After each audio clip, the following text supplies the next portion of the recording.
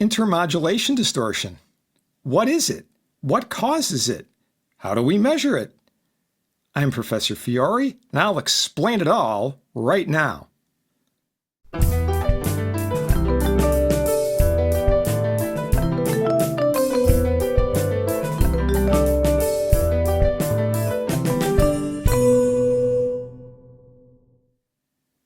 Intermodulation distortion. Let's get into it. You've probably heard about intermodulation distortion, or IMD, when you've been looking at a spec sheet for an amplifier or some other device. You might have wondered, how is this different from total harmonic distortion, THD? Well, it turns out it's just another way of quantifying that characteristic, the nonlinearity of your amplifier or device. Practically speaking, like THD, the smaller the value you get, the better. So you would see specs that are similar to THD specs. In other words, they might say, 0.1% IMD instead of 0.1% THD.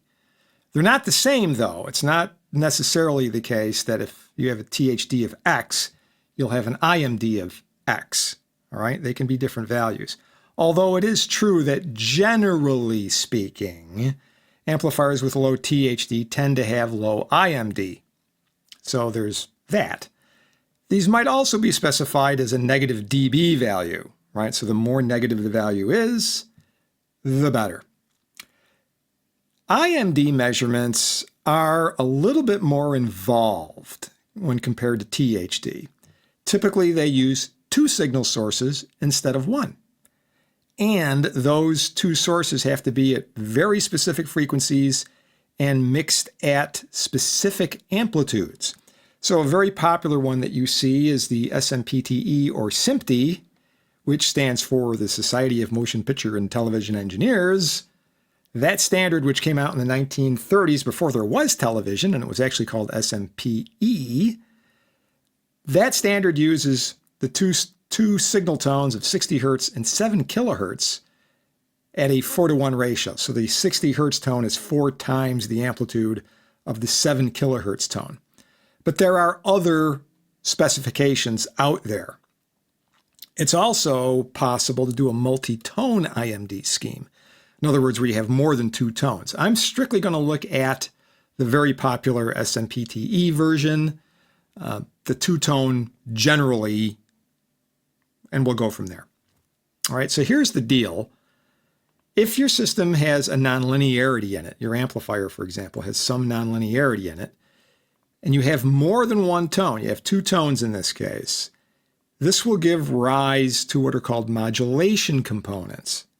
So if we call your 2 input signals F1 and F2, the modulation components show up in the output spectrum as pairs of frequencies, what are usually called sum and difference frequencies, although there's more than just the simple sums and differences.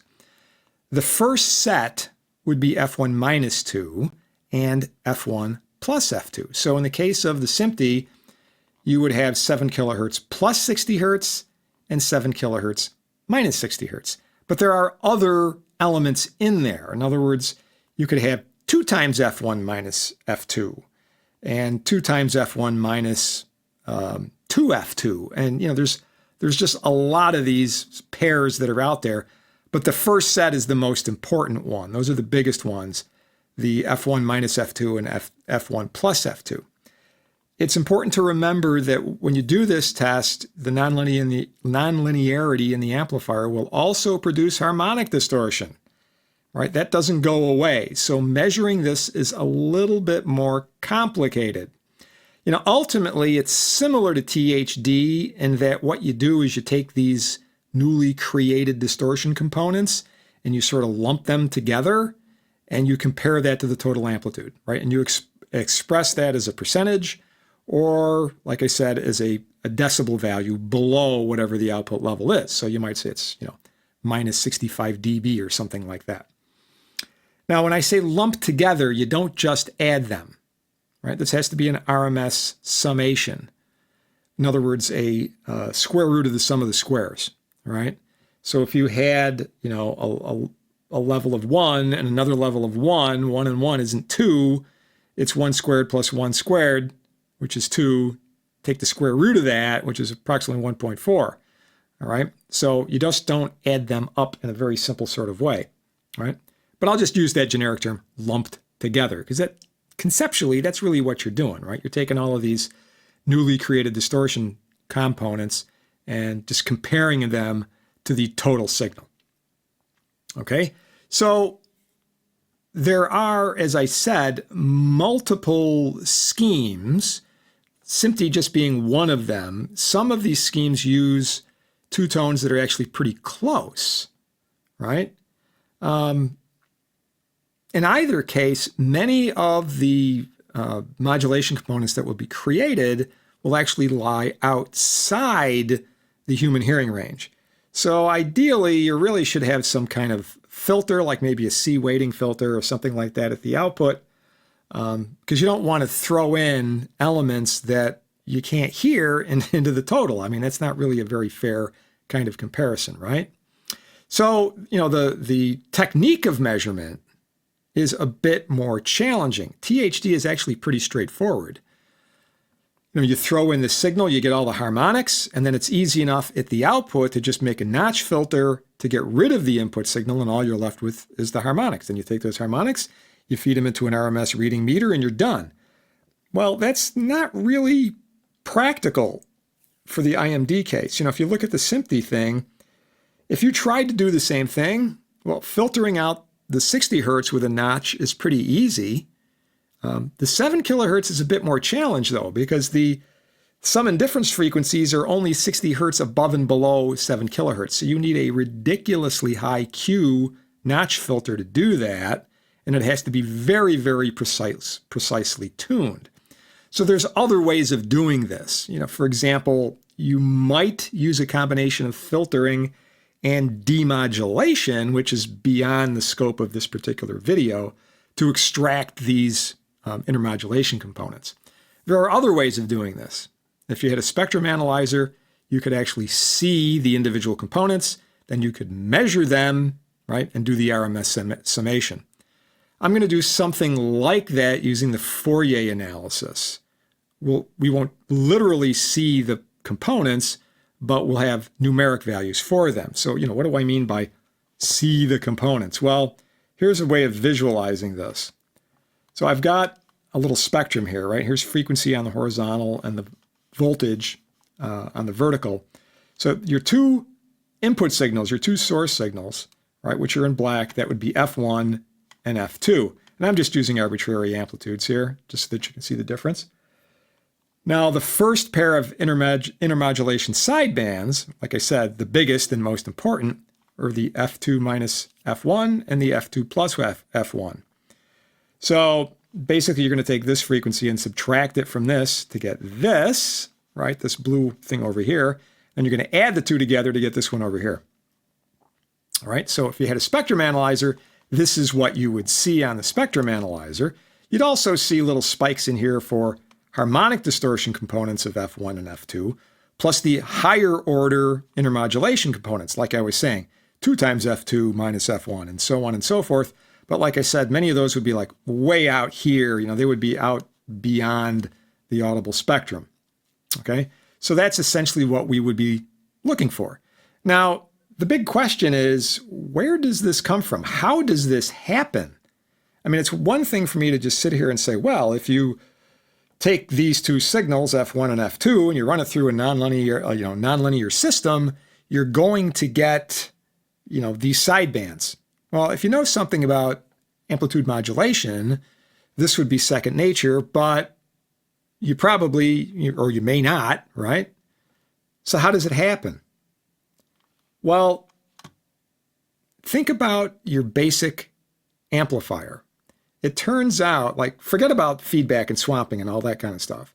It turns out that the signal level, right, has different gains at different levels. What do I mean? Well, let's just take this simple amplifier. This is essentially the same amplifier that we used in the THD video. It's not swamped. This is a high gain amplifier, and it has quite a bit of distortion in it, actually. And here's something you might not have realized. and that is the gain is proportional to whatever your bias current is in the emitter. Why is that? Because the R prime E value is simply 26 millivolts divided by the emitter current. So as the emitter current goes up, R prime E goes down, and R prime E is the major determining factor in the gain. So as R prime E goes down, AV goes up. In other words, as the current goes up, the gain goes up. So I'm going to throw in the two SMPTE tones over here, 60 hertz and 7 kilohertz. Forget about the 7 kilohertz for a moment and just think in terms of the 60 hertz. So you've got this 60 hertz tone coming in, right? Well, when the signal is low, in other words, when it's at its negative peak or near the negative peak, that actually reduces the IE value in here, the instantaneous value of the emitter current, right? The instantaneous value, what we would in the textbook write as, script lowercase IE versus the DC value, right? The uppercase. As that signal would swing down, the instantaneous current and therefore the instantaneous value of R prime E changes, right? The R prime E actually gets a little bigger and the gain goes down. And then when the signal gets larger, going positive that is, right, the positive peak, that's a net increase in current. And as a result, we see an increase in gain. So the different parts of that waveform get different gains. And we saw that in the THD video, right? You might remember that the sine wave that came out of here was a little squishy looking on one side and kind of pointed on the other. It was, however, flipped upside down. And you might expect that the pointy bit, where you get more gain, is on the top and the squish flat thing is on the bottom, but it's an inverting amplifier. So that flips the pointy bit and the squishy bit. So the same thing is going to happen here, right? Well, here's the thing to remember. While that's happening, we also have this higher, much higher 7 kilohertz tone, and it's riding on top of that 60 hertz. So when the 60 hertz is at its positive peak, that means the 7 kilohertz tone is actually getting more gain than when the 60 hertz is at its negative peak. So if we look at the output of this, we should see this 7 kilohertz tone riding on a 60 hertz tone, but the amplitude of the 7 kilohertz tone will not be consistent. It will vary in accordance with where it is in the 60 cycle. Okay? All right, so we can do that fairly straightforward. Just do a little transient analysis over here. Okay. Zoink. All right, so here's a nice waveform. This may not be easy to see exactly what's going on here. Let's put a little legend out there. So some of the colors are similar and things are overlaid. So what I'm going to do is I'm going to separate the curves here so you can see everything. All right. So here's the 60 cycle, right? That's this sine wave over here. And that's coming in at 20 millivolts peak, right? Remember, this was a 4-to-1 ratio for SMPTE. So that's what we see, all right? 20 millivolts peak on that. Here's the 5 millivolt peak, 7 kilohertz. And it might not be immediately aware, but it is in fact 7 kilohertz. As a matter of fact, what I'll do is we'll just zoom into this so you can verify that I ain't lying to you. All right, so there's your 7 kilohertz. You can see that's a nice sine wave. And this bottom one over here is the combo. All right. All right. So this, first notice that it's inverted, right? So your 60 cycles positive, then negative. This is negative, then positive. But the important thing I wanted to point out is notice the variation in the thickness. The thickness in this case is the 7 kilohertz that's riding on top of the 60 hertz. So down here, we see that this peak-to-peak amplitude is bigger than this peak-to-peak amplitude. Remember, this is inverted. Right? So this is where the signal, the 60 hertz, was going positive and we were getting an increase in current. So there's more gain for the 7 kilohertz. And then this was the negative part, right? Again, flipped up because it's inverted. And that in that area, we see less gain, right? For the 7 kilohertz. So that difference in gain shows up, right? As this pair of sidebands plus other stuff. All right. But that's essentially what we're seeing. This is actually being subtly amplitude modulated, as it turns out. Okay, for those of you who know a little bit about AM. Okay, so that might not be the easiest thing to see, and it's not going to be the easiest thing, and by easiest to see, I mean the individual pieces and all those frequencies that went into it, right? All the various harmonics and the sidebands. On that, you just kind of have to trust me, right? So let us go back and look at sort of a simplified version frequency-wise. So same amplifier, but what I've done is I've changed the inputs to a couple of frequencies that happen to be coincidental. In other words, there is a simple common denominator for these things, right? Between 200 hertz and 950, and that would be 50 hertz. I'm going to exploit that using the Fourier analysis. You know, the 7 kilohertz and the 60 hertz are chosen specifically so this doesn't happen. You want these things to not be nice integer multiples so that you don't have problems with the harmonics. In this case, I'm purposely choosing it so that we can see all of the little pieces that we're interested in. All right. So first of all, we have the 200 hertz. The harmonics of that will be at 200, 400, 600, 800, 1,000, 1,200, 14, 1,600, and so on and so on and so on.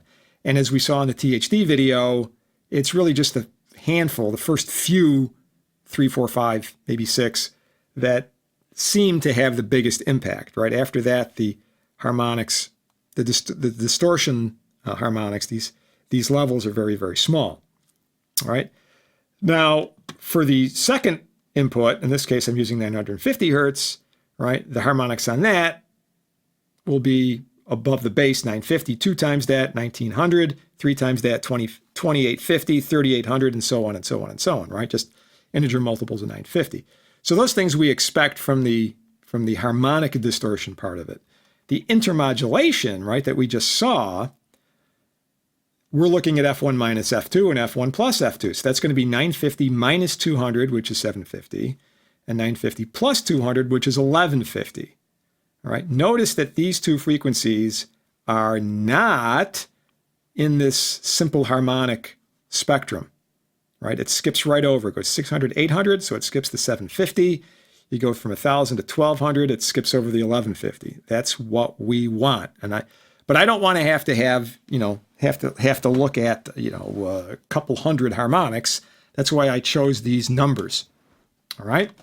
So now we can go in and see what the output looks like, again, using a transient analysis. All righty. So let's get a little legend over here. Okay. So there's our 200 and our 950 and a V out. Unfortunately, the colors on these are just, well, you can't see the 200 and the 950 anyway because they're so tiny. And as I did in the THD video, I calculated out the residual IMD. In other words, taking the output signal, which is this, right? The bright red one now is V out. And I subtracted out the 200 and the 950 because I know the gain on this thing is 150. So I subtract those out, right? If you didn't see the other vid, excuse me, that is in fact right before this one in the playlist, in the linear semiconductor devices playlist. But in any case, the way this is done is, remember, the output signal is inverted. So I would, if it was non-inverting, I would just take V out and then subtract off the two inputs, the V in 200 hertz and the V in 950 hertz, multiplied by the gain. But since it's an inverting amplifier, I can just add them because the inversion's already taken care of the minus sign, right? So when I subtract off those two things, what I'm left with is just the distortion. So that's what the sort of maroonish thing, and I'll highlight that now. So now that's the bright red, right? This is the garbage, all right? Now you look at that, you can't really tell what's in there. And I will tell you that that consists of, some of these harmonics that we talked about, 200 hertz, 400 hertz, 1900, 2850, and so on, plus the two biggies, the 750 and the 1150 sidebands, all right? how do we see that? Like I said, if you had a spectrum analyzer, you would see the plot with all the individual little vertical lines and you could measure them. But we can do the same kind of thing using the Fourier analysis. So I'm going to come in here, grab this. And like I said, what I want to make sure is that I can see all of these individual harmonics. So what I'm going to do is set my base frequency to 50 hertz. Okay, oh, that was nice that it jumped out of me. In any case, so it's 50 hertz for that. So the first frequency 200 is going to be at k equals 4 now, because usually the k numbers, when we did it for like THD and things like that, the k value tells you the multiple of the base frequency. In this case, I'm using a base frequency that's 1/4 of my first input frequency, the 200 hertz. So k equals 0 will always be the DC. K is 1 will be 50, 2 will be 100, and it'll work on up. K is 4 will be 200. And then K is 8 will be 400, K is 12 will be 600, and so on and so forth. And we can work up. This will also work out nice for the 950. That'll be a K of 19, okay, K of 38, and so on and so forth. And then that also happens to fall out really nice for like the 750 and the 1150, right? So, I mean, that'll be like a K of 15, and that'll be a K of 23, okay? That's where those frequencies are going to lie. All right, so, and I'm going to do 64 harmonics, which is usually way more than I would ever do. And that's just because I want to be able to see lots and lots of these things, just to see how big they are, right? So let's calculate. And off we go. Okay, let's open this up here. Okay, the actual THD, this harmonic distortion thing, is a useless number in this case because we've got the two inputs. All right, so our DC offset is tiny. Like I said, K is 4 is the 200 hertz. That's coming in at 1.5 volts approximately, which is exactly what we expect, right? The gain is 150, noted down here, 10 millivolts each. And then the 950, where's the 950? There it is. K is 19. That's also 1.5. All right, so that much, that's exactly what we expect. Nothing weird there. Now let's go in and look at some of these harmonics. Okay, so, you know, like I said, usually the second, third, maybe the fourth and fifth too, but certainly the second and third harmonics are very important. So this would be a K of 8. All right, that's coming in, and I can see that's 87 and change basically for that one. K is 12, right? That would be the 600 hertz. And that's only like 1.25 millivolts. See, it's already getting pretty small. K is 16. That would be the 800 hertz harmonic. And that's only 110 microvolts. Okay, and most of these, I'll get to a few standouts, but most of these are going to be in the microvolts, so we can pretty much ignore them. Now let's do the same thing for the 950. We'll take a look at the harmonics on that. All right, so K is 19, that's 1.5 like we said, and then double that, okay? That will be, let's see, that'll be 38, that's way down here. Okay, so that's 87 millivolts, all right? And if I remember correctly, where's my K of 8? Yep, okay, so the second harmonics on both of those are about the same size. 87 millivolts, 87 millivolts. All right, let's go down a little bit further over here. So we only had, what was it, like a mil, like I think 1.25 mils or so for the third harmonic. So the third harmonic, that would be about 50, yes, 57. So that's the third harmonic of the 950, okay? And that's coming up at also about 1.25, okay? So beauty, right? That's working out. And the higher ones are going to be even smaller, okay? Now let's go look for the first IM sidebands, right? 750 is going to be at a K of 15. Ooh, here we go right here, K of 15. This is nearly 176 millivolts. That's the biggest thing we've gotten outside of the two input signals. All right? That makes sense? That's huge. It's bigger than the first second, and so on harmonics. Okay, so this is the first sideband. And then we want to look at the second one, which would have been 1150. So that would be a K of 23 right there. And that's also 175 and change, virtually 176, right? So clearly, those are the two big IM pieces, right? These would not appear. These would not appear if we just did THD using either 900 hertz or 950, right? These two things would be, again, these little tiny microvolt stuff, okay? So that tells us pretty much all we really need to know about this, all right? So that's your IM, okay? And we all come back to this, right? These two things interact, they intermodulate, and we get these new frequencies. And this is what happens in the real world, right? You don't listen to pure tones, which is basically what THD is measuring. You don't listen to pure tones in your amplifier, right? Like, I'm going to sit around tonight, I want to listen to some tunes. Yeah, my favorite tune is 1.67 kilohertz. But I'm in the mood for something a little bit different tonight, so maybe we'll listen to 83.6 kilohertz, 83.6 hertz. No, you don't do that, right? You listen to music. Music has lots of tones in it, and all of those tones combine. They create these intermodulation components. So that's really a good test, all right? But as I said at the outset, if an amplifier is very linear, if it's a high linearity amplifier, which is what you want in a hi-fi audiophile kind of amplifier, an amplifier you're going to use for like mixdowns and things like that, right? Critical listening. If it's highly linear, then both the THD and the IMD will be small. I've never come across an amplifier, an audio amplifier, where one of those two things was high and the other one was low. If someone gives you, by the way, an IMD spec, and all it is like a percentage, in other words, they say, oh, the intermodulation distortion is 0.05%. That's pretty much a worthless number, right? You need to know what kind of spec they're using. Is it the SMPTE spec? What's the output amplitude? Okay?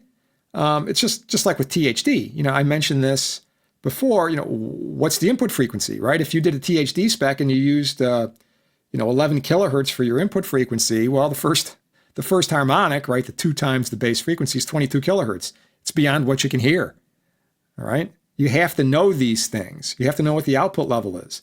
I do not expect, a power amplifier pumping out 200 watts, let's say, max, to have the same THD or IMD at 100 watts that it has at 1 watt.